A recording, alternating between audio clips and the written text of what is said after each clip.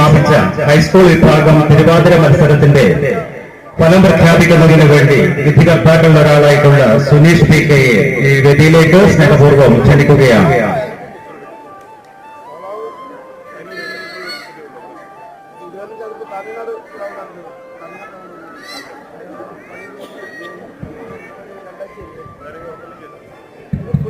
എല്ലാവർക്കും നമസ്കാരം.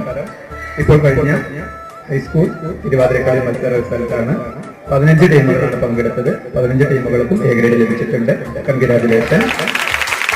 സംസ്ഥാന തലത്തിലേക്ക് തെരഞ്ഞെടുക്കപ്പെട്ട കോഡ് നമ്പർ 261 261. Thank you.